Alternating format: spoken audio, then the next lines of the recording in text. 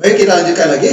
Kita sudah bahas dua bagian dalam arsitektur abstrak, yaitu apa pentingnya riset itu dilaksanakan. Kemudian yang kedua adalah kondisi terkini dari topik yang akan kita kerjakan dengan merujuk sejumlah makalah yang terbit di jurnal, khususnya makalah-makalah terbaru. Kita rujuk di situ sehingga kita benar-benar memperlihatkan atau menampilkan kondisi terbaru riset di bidang yang akan kita laporkan dalam makalah tersebut. Jadi sekali lagi, merujuk makalah terbaru pada bagian kedua, yaitu kondisi terkini, adalah suatu keharusan sehingga apa yang kita laporkan benar-benar kondisi terbaru.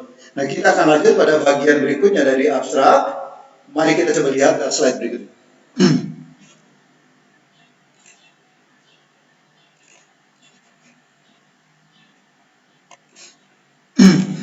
Baik, bagian berikut dari abstrak adalah apa masalah yang masih ada.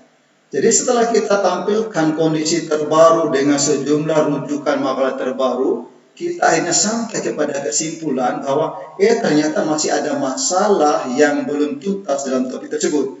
Nah, biasanya kita mulai dengan suatu kata however, but, although. Jadi seolah-olah suatu sanggahan, suatu pendapat bahwa walaupun sudah banyak dilakukan, namun masih ada celah yang belum tuntas, masih ada celah yang perlu dilakukan riset lebih lanjut. Dan salah satu tujuan riset yang kita laporkan dalam makalah tersebut adalah menyelesaikan masalah yang belum tuntas tersebut.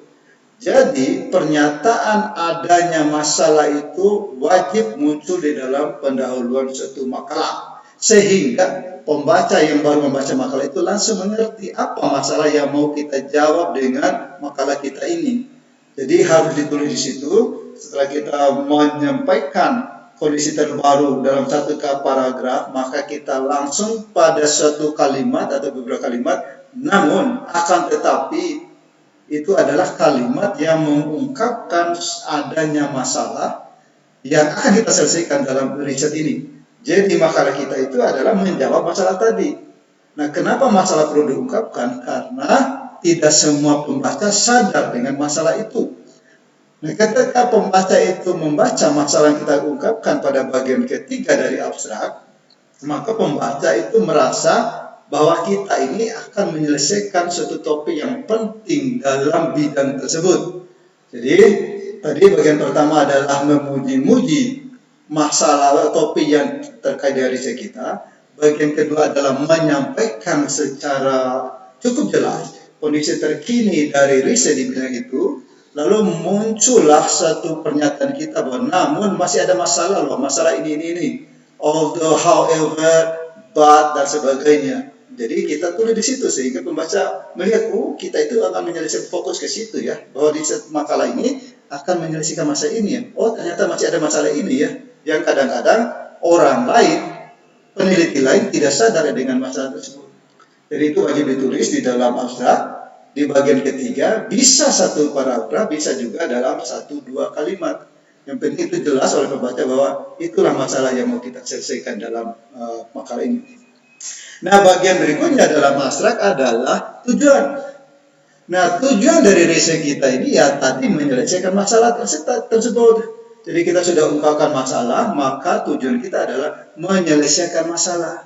Maka di dalam abstrak itu bagian kalimat paragraf itu adalah in this paper we report, we demonstrated here, we do experimental to solve that. Jadi kita menyampaikan kepada pembaca setelah mengungkapkan masalah bahwa di dalam masalah ini kita melaporkan hasil kajian-kajian ini untuk dengan tujuan tadi menyelesaikan masalah yang kita ungkapkan di atasnya.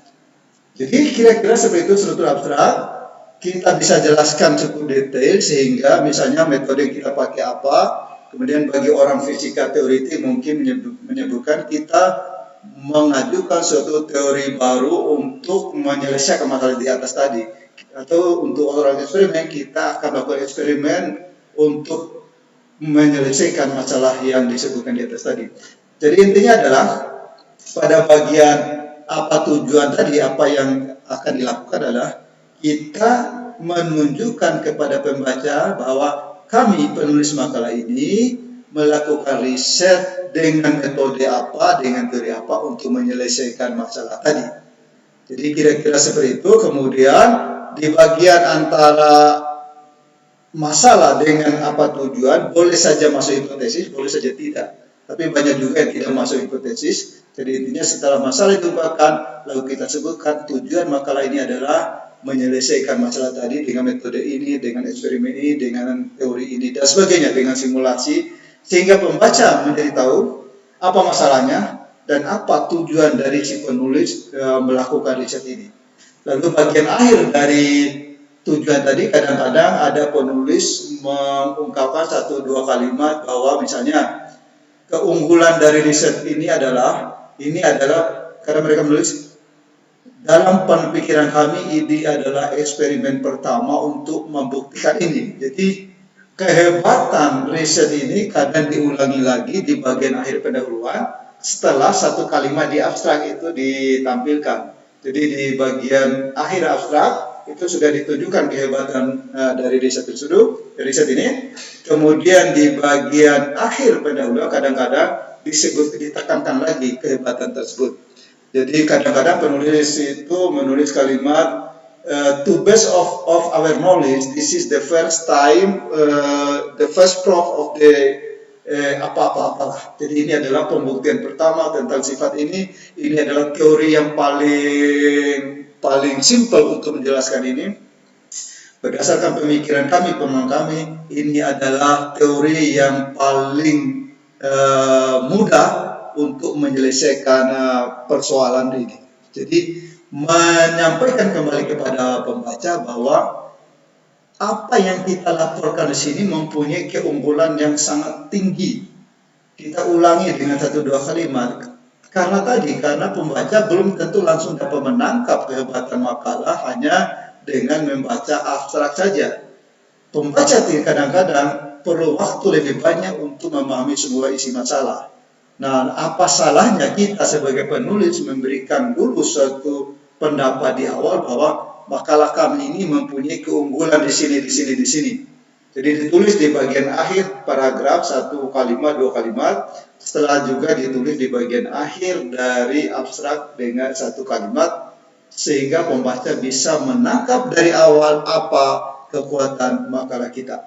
Nanti kita akan tunjukkan beberapa contoh makalah, kita akan analisis abstrak pendahuluan makalah-makalah sudah terbit di beberapa jurnal bereputasi, lalu kita kaitkan dengan arsitektur yang sudah kita bahas di sini, sehingga nantinya kita bisa menyusun pendahuluan itu secara mudah, tidak kemana-mana, tapi langsung fokus pada apa yang seharusnya kita tulis di dalam pendahuluan tersebut. Nanti kita akan bahas di video selanjutnya.